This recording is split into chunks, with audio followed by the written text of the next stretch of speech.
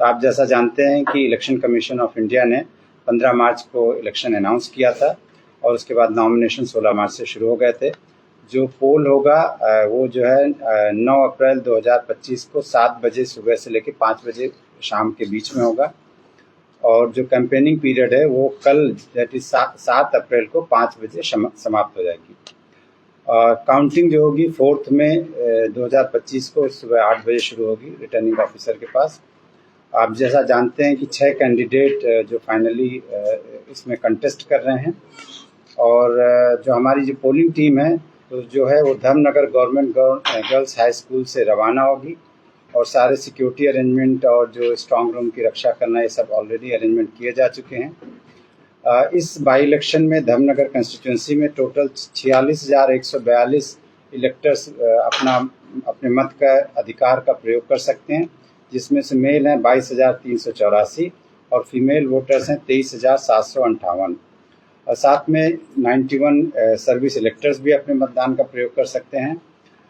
Total 55 polling station है, that is 55 polling station हैं, जिसमें से 32 पोलिंग स्टेशन अर्बन एरिया में है और 23 पोलिंग स्टेशन रूरल एरिया में है और जो टोटल पोलिंग स्टेशन की लोकेशन है वो 42 है। हमने कुछ पोलिंग स्टेशन में जो मतदान का जो अनुभव उसको अच्छा करने के लिए भी कुछ व्यवस्था किया है। तो इसके क्रम में हमने 11 पोलिंग स्टेशन जो रिटर्निंग ऑफिसर ने और डिस्ट्रिक्ट इलेक्शन ऑफिसर ने आइडेंटिफाई किए हैं वो 11 polling station modern polling station होंगे जिसमें विशेष व्यवस्थाएं की जाएंगी। साथ में 11 पोलिंग स्टेशन ऐसे होंगे जो वुमेन मैनेज्ड होंगे, जहाँ पर सारे पोलिंग पर्सनल महिलाएँ होंगी और 2 पोलिंग स्टेशन होंगे जहाँ पर पीपल विद डिसेबिलिटी मैनेज करेंगे और साथ में 2 पोलिंग स्टेशन जो है जो यूथ जो हमारे ऑफिसर्स हैं वो मैनेज करेंगे। और जैसा आप जानते हैं एक बाई इलेक्शन है लेकिन ऑब्जर्वर 3 आए हुए हैं। एक हैं जनरल ऑब्जर्वर जो श्री के हरीश कुमार हैं, साथ में पुलिस ऑब्जर्वर हैं जो श्री एस सतीश बीनो हैं और साथ में एक्सपेंडिचर ऑब्जर्वर हैं जो वीर ज्ञानेश्वर कुमार टुलकाराम हैं। तो ये 3 ऑलरेडी वहीं पर कॉन्स्टिट्यूंसी में डिस्ट्रिक्ट के अंदर हैं और अपना ऑब्जर्वेशन का काम देख रहे हैं। हमारी कोशिश रही है कि जितने 55 पोलिंग स्टेशन है सब में अश्योर्ड मिनिमम फैसिलिटीज़ की व्यवस्था की जाए।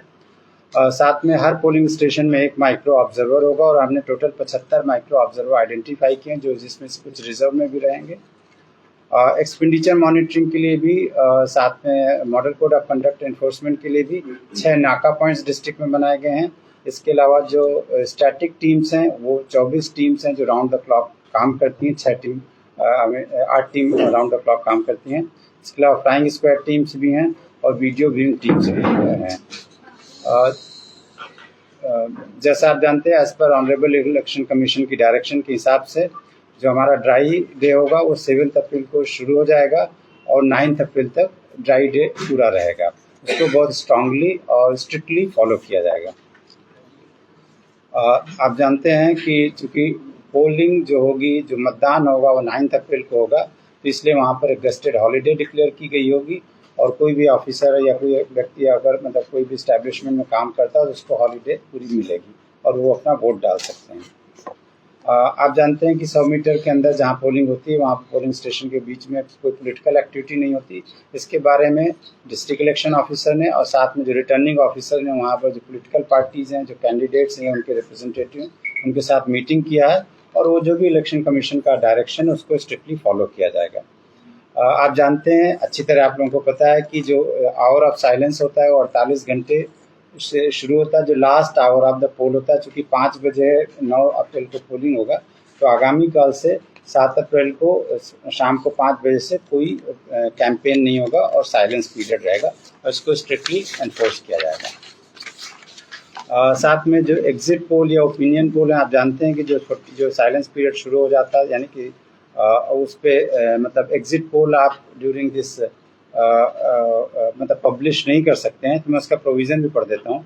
Under subsection 1 of section 126A of RP Act 1951 the election commission having regard to the provisions of subsection 2 of set section hereby notifies that the period between 7 AM on 9th April Thursday and 6:30 PM on 29th April 2020 Wednesday as the period during which publishing or पब्लिसाइजिंग exit poll bye means of print, electronic media, any media, वो total band है। ये आप लोगों की knowledge में, but हम उसको फिर भी रिपीट कर रहे हैं, जिससे कि अगर कहीं कोई गैप रह जाए तो आपको श्योर पता रहना चाहिए।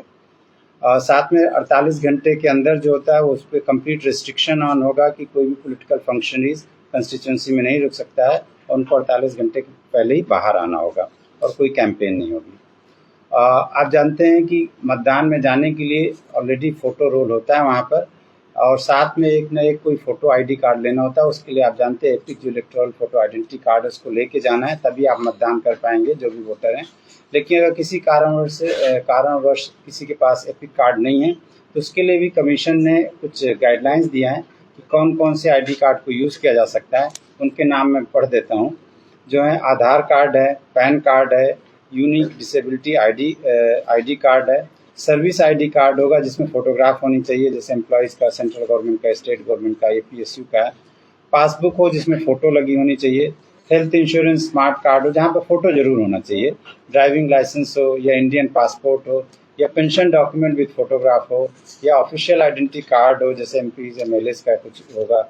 MGNREGA जो अभी जी राम जी स्कीम है उसके अंतर्गत कोई कार्ड अगर हो तो उसमें आप कर सकते हैं, या कोई और स्मार्ट कार्ड है issued by registrar general of India है तो वो भी आप यूज़ कर सकते हैं। तो कोई भी वोटर को इनमें से एक कार्ड लेके जाना होगा वोटिंग देने के लिए।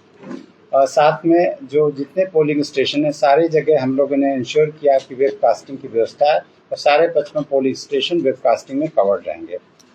इसके अलावा जो पोस्टल बैलेट की फैसिलिटीज़ है, जो 85+ वोटर्स हो, एज के वोटर्स होते हैं, या PWD वोटर्स होते हैं, ये जो इलेक्शन ड्यूटी में लगे हैं उनके लिए होती है।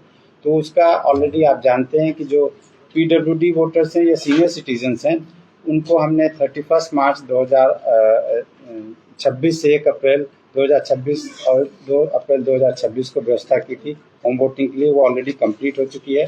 और साथ में फैसिलिटेशन सेंटर भी खोला गया था जो इलेक्शन ड्यूटी में जो लोग हैं उनको 3 अप्रैल और 4 अप्रैल को किया गया था, जिसमें वोटिंग भी हुई है। तो उसकी जो संख्या भी मैं बता देता हूँ कि हमको इलेक्शन ड्यूटी फॉर्म में जो ऑफिसर्स इलेक्शन ड्यूटी में उनकी 169 हमें पोस्टल बैलेट की रिक्वेस्ट मिली थी, 169 इशू हुए हैं और उतने ही वोट कास्ट हुए हैं। साथ में 85+ इलेक्टर्स में 185 लोगों की रिक्वेस्ट आई थी, उतने ही पोस्टल बैलेट इशू किए गए हैं, और साथ में उतनी % वोटिंग भी 100%। और जो सर्विस इलेक्टर्स है 91 है उनको पोस्ट से पोस्टल बैलेट भेजा था, हमने भेज दिया है, और वो जो है जो लास्ट डे ऑफ काउंटिंग तक सुबह 8 बजे तक अपना पोस्टल बैलेट वापस पोस्ट से भेज सकते हैं, उसको काउंटिंग में लिया जाएगा। इसके अलावा ऑनरेबल कमीशन ने एक और विशेष व्यवस्था की थी, पहले भी होती थी बट इस बार हम लोगों ने और इसको विशेष में ध्यान रखा है कि बहुत लोग क्योंकि मोबाइल लोग यूज़ लेके जाते हैं तो उसको रखने की व्यवस्था किया जाए। तो ये डिस्ट्रिक्ट इलेक्शन ऑफिसर और रिटर्निंग ऑफिसर को हमने क्लियर कट इंस्ट्रक्शन दिया है कि वहाँ एक अलग से व्यवस्था रहेगी जहाँ पर कोई भी व्यक्ति जो वोट करने के लिए आया हुआ अपना मोबाइल टोकन के हिसाब से लेके मोबाइल अलग से रख सकता है, और उसके बाद जब वोट करके जाएगा तो अपना मोबाइल लेके जा सकता है। इसके अलावा अगर कोई प्रॉब्लम है, कुछ भी हेल्प है, तो हमारी जो जनरल हेल्पलाइन है इलेक्शन डिपार्टमेंट की है ही, फेसबुक पोस्ट है उसमें भी कोई पोस्ट कर सकता है, हम लोग उसका